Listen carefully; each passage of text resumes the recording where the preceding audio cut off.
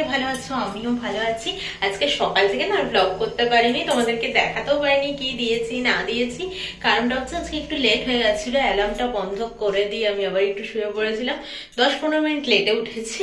তো বুঝতেই পারছো 10-15 মিনিট লেট মানে সকালবেলাটা অনেকটাই লেট। তো আমি আজকে কোনো রকম ভাবে একটু শুধু ঝাড় দিয়ে তো রেখে দিয়েছি, ও বেরিয়ে গেল। কারণটা হচ্ছে আজকে না আমি একটু ওই টিভি, তারপরে টিভি যে টেবিলটায় রয়েছে ওই টেবিলটা, এগুলো না ডাস্টিং করতে হবে, একটু ধুলো ধুলো পড়ে গেছে। তো ওই জন্যে দেখো আমি রুমালটা নিয়েও ছিলাম যে যদি এগুলো মুছে ফেলতে পারি তাহলে ভালো করে ঘরটাকে ঝাঁটিয়ে ফেলতে পারবো, কিন্তু আর টাইম পেলাম না। আমি এখন বাজে হচ্ছে 7:15, ও বেরিয়ে গেছে। তো আর এইখানটা মোটামুটি আমার সবটাই গোছানো। আর শুধু এবার এই চাদরটাকে ঠিক করব বলে একটা প্রবলেম হচ্ছে আমাদের, কি বলতো, নিচে যে মানে এই গদিটা ছিল আমাদের পুরনো গদি, ঠিক আছে, এটার নিচে আমরা অর্থর একটা গদি নেওয়া হয়েছে। তো এবার এইটার প্লাস্টিকটা আমরা চেঞ্জ করিনি, মানে প্লাস্টিকটা ফেলে দেইনি। তো এই গদিটাকে কোথায় বা ফেলবো বলে, এখনো মোটামুটি ঠিক আছে। তো একটু বসে গেছিল যার জন্য একটু লাগতো আর কি, তো ওই জন্য এটা নেওয়া হয়েছে। কিন্তু ব্যাপারটা হচ্ছে এবার এটা বারবার চলে আসছে, দেখো কতখানি এগিয়ে চলে এসছে। তো চাদরও চলে আসছে, দেখেই বুঝতে পারছো। তো প্রত্যেকদিন এই একটা আমার ডিউটি হয়েছে, প্রত্যেকদিন ঠিক করা। আর প্রত্যেকদিন গদিটাকে আমি টেনে টেনে একা পারিও না, কারণটা হচ্ছে আমার ওয়েটে গদিটা যায় আটকে, তখন আর নানা যায় না আর কি। তো এই একটা সমস্যা হচ্ছে। তো দেখি কি করব না করব বুঝতে পারছি না। চাদরটাকে ভালো করে ঝেড়ে নিয়ে আমি আবারও পেতে দেবো ঠিক করে, এটাই ভেবেছি আর কি। তো ও চার্জ ফার্জ দিয়েছে, এখানে চার্জার ফার্জার রাখা রয়েছে। তো চলো আস্তে আস্তে কাজগুলো শুরু করব। তার আগে পাপা মামনিদেরকে ফোন করা হয়ে গেছে, এইবার একটু আমার বাড়িতেও ফোন করে নিই, দেখি মা কেমন আছে না আছে। আর কমফোর্টারটা খুব একটা লাগে না, ভোরের দিকটাতে তাও লাগছে না। তো এটাকে আজকে আমি রোদে দিয়ে দিয়েছি, এটাকে উঠিয়ে দেব। উঠিয়ে দিয়ে তারপরে আমি চাদর বার করব। চাদরটাই একটু ভোরের দিকে গায়ে দিলে হয়ে যাবে, কমফোর্টারটা লাগছে না জানো তো। তো এই আর কি, চলো একে একে কাজ শুরু করব। ঠিক এই গাড়িটার জন্যই আমি অপেক্ষা করছিলাম যে গাড়িটা আসুক, তারপর আমি আমার কাজে হাত দেবো। কেন বলতো, কাজ করতে করতে যদি চলে আসে না বড্ড মানে অগোছালো লাগে তখন। তো গাড়িটা ওখানে দাঁড়ানো আছে আপাতত, ওখানকার লোক ফেলুক, যখন এই গলিটার মুখটাতে আসবে তখন আমি যাব। তো নয়তো ফেলে দিয়ে আসলেও হতো, দেখি কি করি, বুঝতে পারছি না কি করব। আর এটা মোটামুটি যা রোদ আসছে মোটামুটি গরম হয়ে গেছে, হাত দিয়ে বুঝলাম। এসে এটাকে উল্টে দেবো আগে।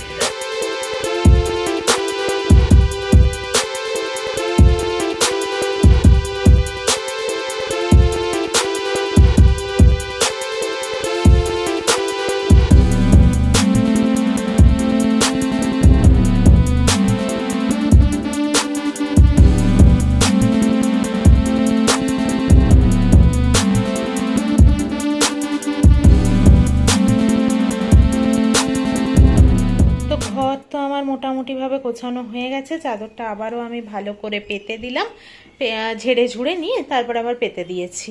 তো দেখবে ঝাঁটালেও অনেক সময় থেকে যায়, তো বাইরে থেকে একদম ঝেড়ে এনে তারপরে এটাকে পাতলাম আর কি, আর গুছিয়েও দিলাম পুরোটাকে। আর আমার চাদর না টান টান না থাকলে খুব অসহ্য লাগে, কেমন একটা লাগে যেন। তাও ওই আর কি বসলেই এখন ডেবে যাচ্ছে, তো ওই জন্য ভাঁজ পড়েই যায় যতক্ষণ রাখা যায় এই আর কি।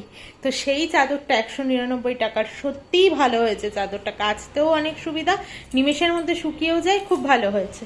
তো চলো, আর এই জায়গাটাকে কালকে অনেক বোতল বাতিল ছিল, তো এগুলোকে ঠিকঠাক জায়গায় রেখে এই যে এই বোতলটা দেখছো এটাকেও হাঁটাবো, এটার মধ্যে একটু জল রয়েছে, খেয়ে হাঁটিয়ে দেবো।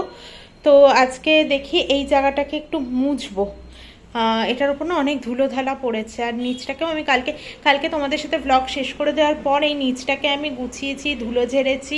তারপরে এইটার মধ্যে অনেক জামা কাপড় ছিল, সেগুলোকে ভাঁজ করে ঢুকিয়ে দিয়েছি। ভাঁজ কিছুটা ছিল, কিছুটা অগোছালো ছিল। তো আর হচ্ছে তারপরে এ কটা জামা কাপড় এখানে রাখা রয়েছে, যে কটা আমি আরও পরে একটু এদিক ওদিক বেরিয়ে যাই এই আর কি।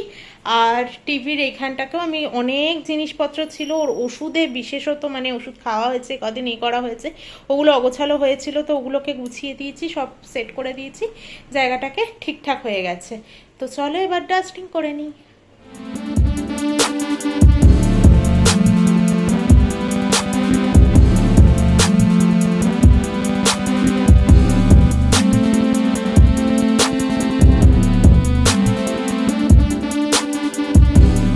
এই এই যে ওপরে কভারটা পাতা রয়েছে, এটার অবস্থা একদমই খারাপ হয়ে গেছে। এটা ডিমার্ট থেকে 100 টাকা না কত টাকা দিয়ে কিনেছিলাম। 2 বছর নয়, সরি 1 বছর গেল, এটা 1 বছর 1 মাস মতো। তো তারপর দেখো এবার ফেটে যাচ্ছে, এই দেখো এইখানে ছিঁড়ে গেছে, এইখানে ছিঁড়ে গেছে। তো এখানে যা যা আবর্জনা ছিল মোটামুটি আমি বার করে দিয়েছি, আর এগুলো ফেলেই দিতে হবে, প্লাস্টিক রয়েছে আর কি। তো চলো এইটাকে খালি করি আগে, মানে এটাকে ওঠাই, এগুলোকে আগে খালি করতে হবে, তারপর ওঠাতে হবে।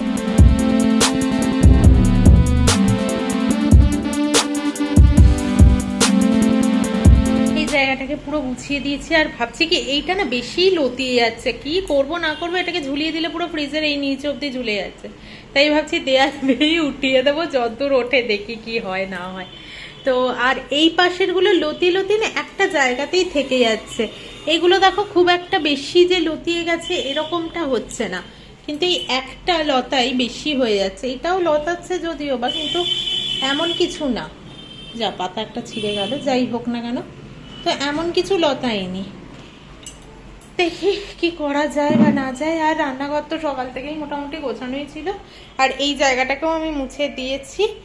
আর এই জায়গাটাকে শুধু গোছালাম না, কারণ আবারও আমি বসবো, আবারও নোংরা করবো আর কি।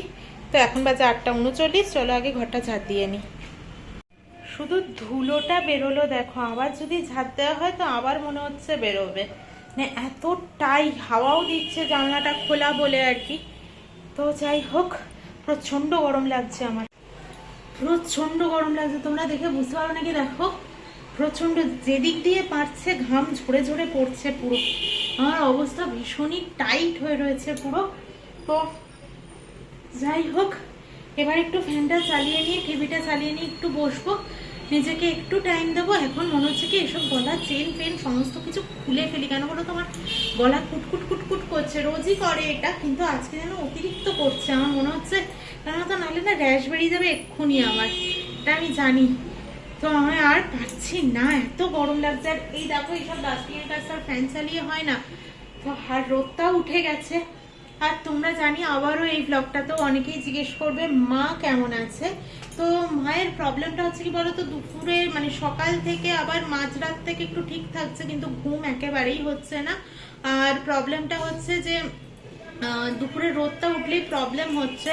আর অনেকবার করে এখনো অবধি বমিটা যাও বা একটু, মানে আজকের দিনটা খবর পেলাম যে একটু ধরেছে আর কি, কিন্তু পটিটা এখনো হয়েই যাচ্ছে। তো আর ভীষণই উইক হয়ে পড়েছে, যে খেতে পাচ্ছে না, এদিকে বমি পটি এইসব হচ্ছিল, তো লুজ মোশন হয়ে গেছিল। তো এই জিনিসগুলোকে জানি না কি হবে না হবে। আজকে অনেকদিনই হয়ে গেল, ধরো বৃহস্পতিবার, আজকে বুধবার, 1 সপ্তাহ হয়ে গেছে। দেখাই যাক কি হয়। যদি সেরকম কিছু মনে হয় যে ওষুধে কাজ হচ্ছে না, তো ফার্দার কোনো ডিসিশন তো নিতেই হবে। তবে মা এইসব শুনলেই বলবে যে না আমি ঠিক আছে, এইরকমই করে মায়েরা, যাই হোক না কেন।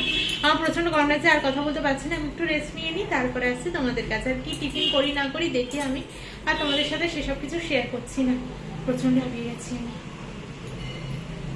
অনেকগুলো মাছের মাথা পড়ে রয়েছিল, তোমাদেরকে বলছিলাম বারবার। এই সাইজের আরো একটা খণ্ড এটার তলায় রয়েছে, এই যে। তো এই এক পিস, এই এক পিস, এই এক পিস, আর এই এরকম সাইজের গোটা মাথাটা তো রয়েছে, ওটা দিয়ে ডাল করব নয়। এতগুলো মাথা রয়েছে, তো ভাবছি একটু মুড়িঘণ্ট করবো। তো সর্ষে তেল দিয়ে দিয়েছে, এটা গরমও হয়ে গেছে। মাথাগুলো আগে ভেজে নিই, তোমাদের সাথে শেয়ার করবো আমি কিভাবে মুড়িঘণ্ট বানাই।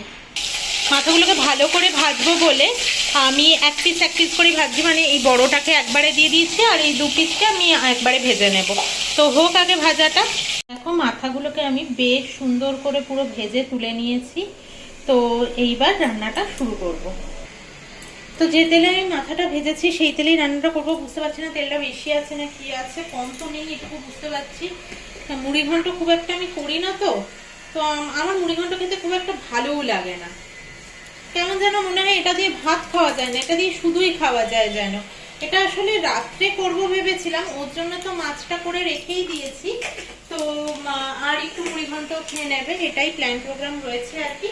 তো এটা রাতে করলেও হতো, কিন্তু ভেবে দেখলাম যে রাতে আবার ওই গরমের মধ্যে আমার সত্যি বলতে খুব একটা ভালো লাগে না ওই গরমটার মধ্যে রান্নাঘরে আসতে। তো আমি জিরে ফোড়নটা দিয়ে দিয়েছি, এরপর দিয়ে দিচ্ছি তেজপাতা, অল্প একটুই দেবো তেজপাতা। একটা তেজপাতাকে 3 খণ্ড করেছি আর কি। আর এবার দিয়ে দিচ্ছি ছোট্ট ছোট্ট করে কেটে রাখা আলু।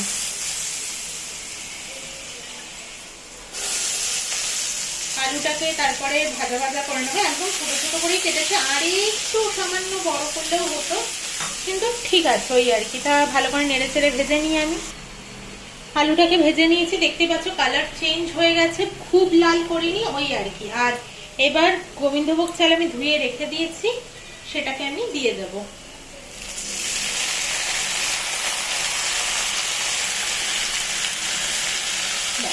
এইবার নাড়াচাড়া করে নেব। চালটা দিয়ে আমি নাড়াচাড়া করে নিচ্ছি। অনেকে আরো চাল দেয়, আমাদের বাড়িতে তো আটটু কম চাল দিত মা হলে, আমার কাছে এইটুকুই চাল ছিল। আসলে এবার চালটা শেষ করতেই হতো, এটা সেই আগের বার 19শে জ্যৈষ্ঠতে এনেছিলাম 1 কেজি, সেই চালটা এবার শেষ হলো এসে, কারণ গোবিন্দভোগ চালের খুব একটা কিছু আমাদের খাওয়া হয় না, তো ওই আর কি। খুব লাল করবো না, তাহলে আবার সেদ্ধ হতে সমস্যা হবে। আর অনেককে দেখেছি পুরো ঝুড়ে ঝুড়ে মুড়ি ঘন্ট করে, পুরো ভাতটাই বেশি থাকে আর কি চালটা, তো অনেকেই করে সেটা, কিন্তু আমাদের বাড়িতে ওরকম ভাবে না হতো না, আমাদের বাড়িতে একটু মাখা মাখা হয় আর কি। তো আমি ওটাকেই অভ্যস্ত, ওটা দেখেই বড় হয়েছি। আর পেঁয়াজ রসুনও পড়ে না মুড়ি ঘন্টে। তো মোটামুটি চালটা না অনেকক্ষণ ধরেই আমি নেড়ে চেড়ে নিয়েছি, খুব লাল যেতে হবে না, মোটামুটি হয়ে গেছে।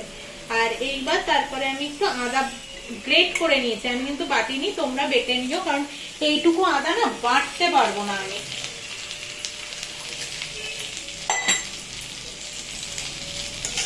তারপরে আবার একটু নেড়ে চেড়ে নেব, আর একে একে এবার সমস্ত ড্রাই স্পাইসেস গুলো না দিয়ে দেবো। ওই ধরো ধনে গুঁড়ো, জিরে গুঁড়ো, এইসব দেখো, জিরে গুঁড়ো, ধনে গুঁড়ো, লঙ্কা গুঁড়ো আর হলুদ গুঁড়ো দিয়ে দিয়েছি। এবার আবারও ভালো করে নেড়ে চেড়ে নেব, মশলাগুলোকে কষিয়ে নেবো এই আর কি।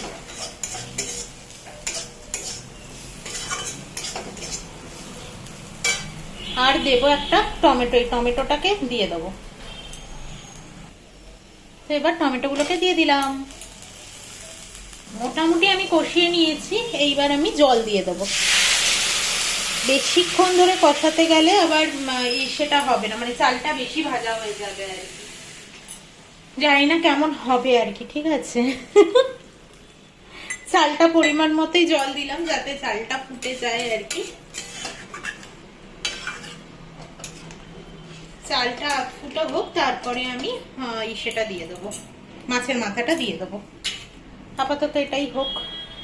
এটা হতে হতে করেছিল আমাকে বৌদি ফোন, তাই জন্য আমি আবার একটু গ্যাসটাকে অফ করে দিয়েছিলাম। দেখো চালটা ফুটে গেছে অনেকখানি, বেশি করবো না, বললাম না চালটা আজকে অনেকটা দিয়েছি, বাড়িতে এতখানি দেয় না, কারণ অনেকখানি ভাত ভাত হয়ে যায় মতো।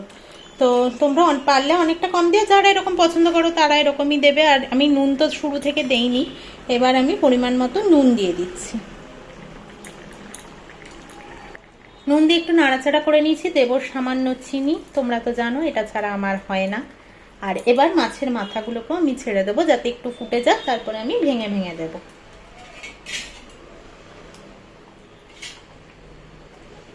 সামান্য গরম মশলা দিয়ে দিয়েছি গুঁড়ো করা।